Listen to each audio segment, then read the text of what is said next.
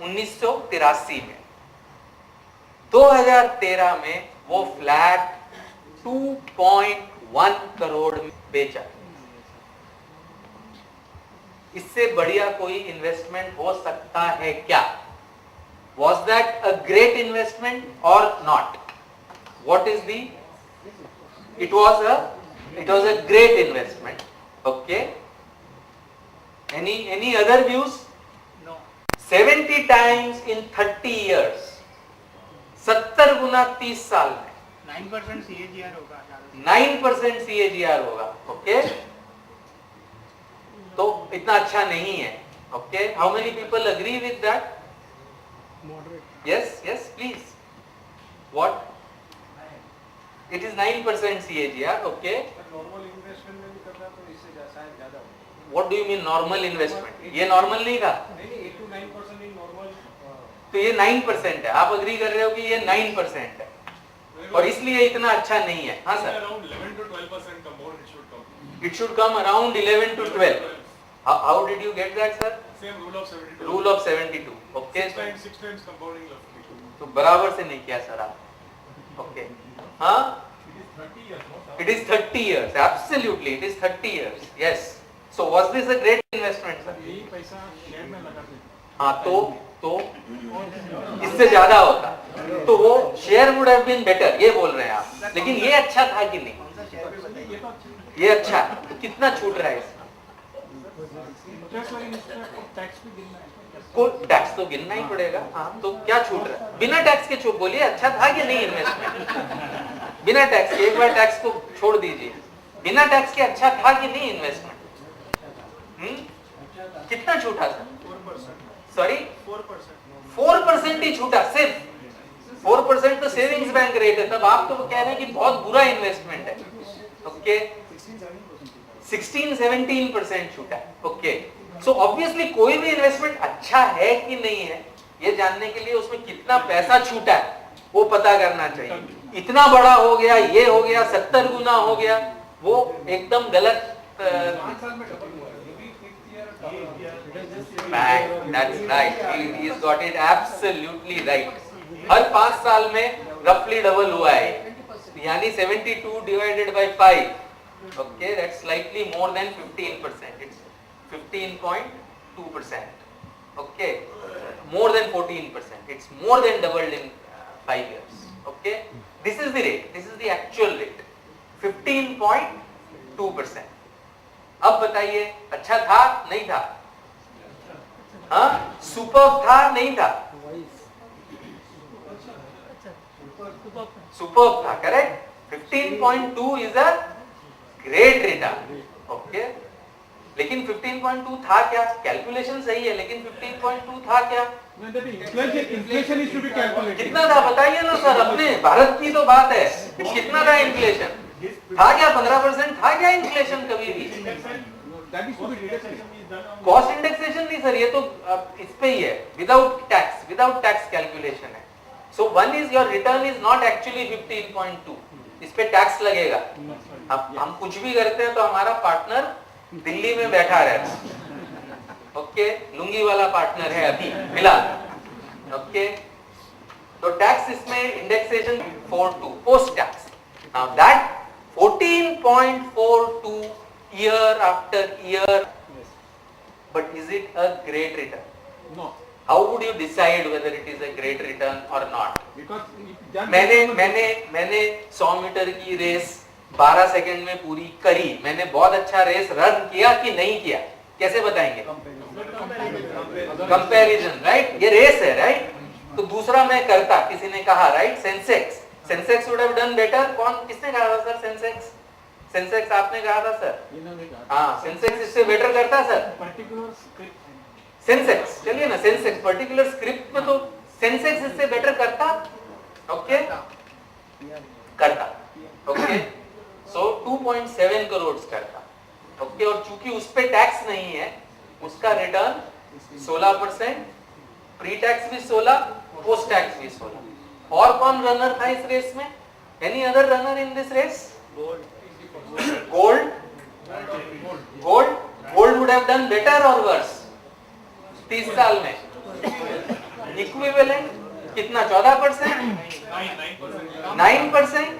Lady is in the house. Huh? Gold would have done better. Okay. How many people feel yes ma'am, would gold have done better or not? I know you were not there in 83, but still, if you had been there, would you have done better? No? Okay. No, gold definitely would not have done better. In 1983, सोने का दाम था 1800 रुपया पर 10 ग्राम, यानी 1.7 kilo. उसकी value 50 lakh होती, रफली 29,500 रुपए के हिसाब से, कम ज्यादा हो सकता है. 9.76 टैक्स लग के 9.32. 9.32 भी खराब रिटर्न डेफिनेटली नहीं है. पोस्ट टैक्स रिटर्न है, डेफिनेटली खराब नहीं है, लेकिन ग्रेट नहीं है. Why is it not taxable? Of course it is taxable, sir. Gold is very much taxable, sir. Including gold, ETF is also taxable. Very much taxable. Only equity is not taxable. आपको अपना दिल्ली वाले partner allows you, आपको छुट्टी सिर्फ वो equity के लिए देता है. अगर आप यूनिट्स के थ्रू करेंगे तो आपको थोड़ी छूट देता है, इंडेक्सेशन की बेनिफिट देता है. तो इससे लेसन क्या है कि equity is a better investment than real estate? Is that the lesson? Is that the lesson? Partially. Not really. No, so that was not the intended lesson. Okay, tell me somebody, tell me a good investment that over long period, give me your example. Or let me give you another client. When I gave him this example, he came back with another example. कि ये तो ठीक है, ये इतना अच्छा नहीं था, लेकिन मेरा वाला देख. मतलब क्या था तेरा वाला? 59,000 में फ्लैट खरीदा 1959 में. ओके, अभी बेचा, अभी 15 दिन पहले की बात है. ओके, 2.5 करोड़ रुपए में बेचा. 59,000 रुपए का फ्लैट 2.5 करोड़ रुपए में बेचा. अच्छा इन्वेस्टमेंट था, बुरा इन्वेस्टमेंट था? सॉरी, अच्छा था. ओके, 1959 मतलब 55 इयर्स. सॉरी, कैसे पता करेंगे बुरा था अच्छा था? मुझे सवाल पूछिए. हाँ, rate of return, correct. The only way you can find out is rate of return, and the rate of return in that is 12%. तो बुरा नहीं था, लेकिन great नहीं था. So the lesson is not that equity is better, real estate is worse, gold is worse. That is not the intended lesson. The intended lesson is जब बड़े numbers होते हैं, खास करके ये real estate में होता है.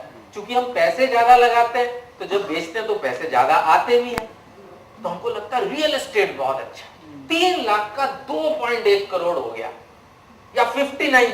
इस क्लाइंट को मैंने एग्जाम्पल भी दिया, इसीलिए मैं आपको फिर से दे रहा हूं. एग्जाम्पल देने के बाद भी वो बोलते हैं नहीं मेरा वाला तो अच्छा है. तो पॉइंट इज प्लीज कैलकुलेट. जब भी बड़ा नंबर दिखता है, don't get taken in by the law of large number. और ये 2 एरियाज में बहुत होता है. रियल एस्टेट में होता है, क्योंकि रियल एस्टेट में आप बड़ी अमाउंट लगाते हैं, इसलिए बड़ी अमाउंट वापस आती है. ओके, और दूसरी एक और एरिया में होता है, वो होता है इंश्योरेंस में. जब एक इंश्योरेंस सेल्समैन आपके पास आएगा, सर आप 50,000 रुपया लगाइए, 50 लाख रुपया आपको या इतना हर महीना मिलेगा. Big amount. Okay, moment you see amount, please calculate the percentage. आप नहीं कर सकते तो हेल्प लीजिए, कैलकुलेटर्स अवेलेबल है हमारी वेबसाइट पे है, कई वेबसाइट्स पे कैलकुलेटर्स अवेलेबल है. परसेंटेज कैलकुलेट करे बिना डिसाइड मत करिए कि ये अच्छा इन्वेस्टमेंट था या नहीं था. अगर कोई लार्ज नंबर्स आपके फेंक रहा है, तो one lesson you should take from this workshop is please calculate the percentage. And normally when people throw large numbers at you, it is because they want to hide the smallness of the return percentage. भी ऐसे सवाल आने वाले हैं, तो workshop के लिए आप मुझे सवाल पूछ सकते हैं. बाकी रूल ऑफ 72 यूज कर सकते हैं. जिन एडवाइजर्स हैं आप उनकी हेल्प ले सकते हैं, वो लोग आपको बताएंगे कि एक्चुअल रिटर्न कितना है.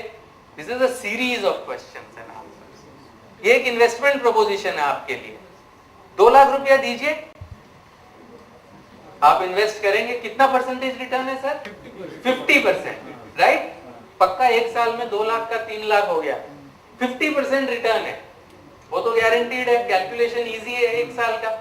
आप इन्वेस्ट करेंगे कि नहीं करेंगे? ये सर बॉन्ड है, बॉन्ड है सर, नहीं टैक्स फ्री नहीं है सर, हर्ष रूंगटा इश्यू कर रहा है बॉन्ड। हाँ नहीं लेंगे, 50% रिटर्न। कितने लोग लेंगे, कितने लोग लेंगे? Sorry, you will buy, sorry, it will be good return, correct? So how much will you buy, sir? So how much? Give me an, because मैं वर्कशॉप में आया हूँ, कुछ कमाई तो करके जाऊं, right? 10 lakhs आप करेंगे, और कौन इन्वेस्ट करना चाहेगा? गोल्डन अपॉर्चुनिटी है, available only for this workshop, not available outside the workshop. लेकिन रिस्क भी ज्यादा है। क्या रिस्क है सर? पूछिए ना, मुझे सवाल पूछिए, क्या रिस्क लग रहा है आपको? हाँ, मैं पोस्ट डेटेड चेक देता हूँ ना सर। आप सॉरी सर, मैं आपको लिख के देता हूँ ना। अरे सर, आपके रुपए लेके भागने के लिए थोड़ी यहाँ पे वर्कशॉप किया है। सहारा में क्या ऐसा नहीं मिला। एक मिनट, सहारा की बात करते हैं, है इधर इसमें किसी ने, जिस I am not holding any, तो नहीं मिला हो। So I think, and Sahara never promises 50% return incidentally. Okay? Sorry sir? National Spot Exchange. Okay. हाँ, but वो भी सर 50% रिटर्न तो नहीं दे रहा था। Absolutely. So हाई रिटर्न देने वाला स्कैम करता है ऐसा नहीं है सर, लो रिटर्न देने वाले भी स्कैम करते हैं सर, ठीक है? तो आप अभी बताइए कौन लोग देंगे, कितने लोग देंगे? जिनको नहीं देना मत दीजिए, आप दूसरे लोगों के लिए माहौल मत खराब करो। ओके ओके, कितने लोग देना चाहते हैं? सॉरी सर, आपको आम खाने से मतलब है, मुरली गिनने से मतलब है। आपको क्या करना, मैं आपको 50% इंटरेस्ट दे रहा हूँ सर। कैपिटल देंगे क्या? सॉरी, कैपिटल देंगे क्या? गारंटी होगी। I am telling you, I am giving you a post-dated check. It will bounce that time. That will be honor. It will bounce that time. It will honor, sir. It is my word of honor that it will be honored. मैं जा सकता हूँ sir, मेरा post-dated cheque bounce हो गया, आप मुझे jail में डाल सकते हैं, ठीक है? मैं आज तक कभी जेल में गया, सॉरी? अरे लेकिन सर, आपका मैं पैसा मार के मैं जेल जाने के लिए थोड़ी आपसे पैसे लूंगा sir. Okay, how many people? Okay, let's take a show of hands. Okay, how many people will invest? Minimum amount that 2 lakh rupees. हाँ, you will invest, right? Minimum risk. ठीक है, तो 5 लोगों ने हाथ ऊपर करे, आपने तो कहा 10 लाख करेंगे। ओके ओके, ठीक है। तो ये वाली वर्कशॉप में थोड़े समझदार लोग हैं। ओके, कोई आपको 50% रिटर्न देगा, उसमें रिस्क होना ही होना है। 50% में मैं तो भगवान को भी पैसे ना दूं, अपने आप को तो छोड़ो। ओके, कोई 50% रिटर्न दे नहीं सकता। कोई भी इन्वेस्टमेंट इंस्ट्रूमेंट में 3 चीजें होती है, रिटर्न, रिस्क, लिक्विडिटी। अगर आपको हाई रिटर्न चाहिए तो उसके साथ हाई रिस्क आएगी ही आएगी ही आएगी ही।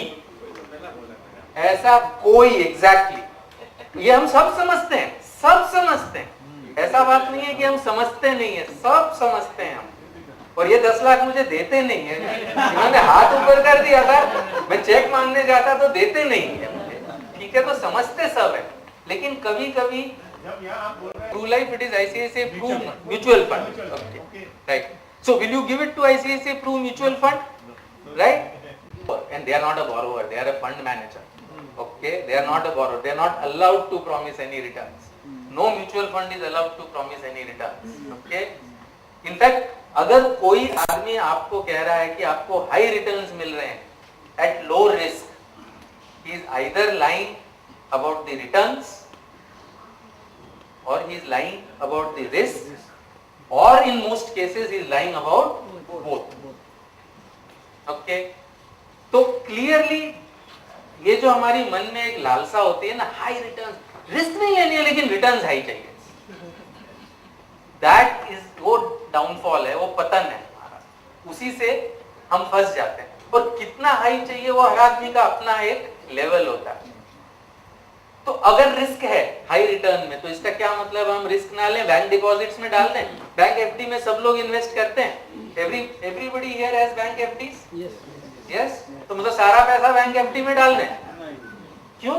30% मिलेगा, सेग्रीगेट करें, करेक्ट। बैंक एफडी में डालेंगे हमको रिटर्न कम मिलेगा, रिस्क बहुत ही कम है लेकिन रिटर्न कम मिलेगा। ये हमको सबको समझ में बात आती है। That high return always comes with high risk. Okay.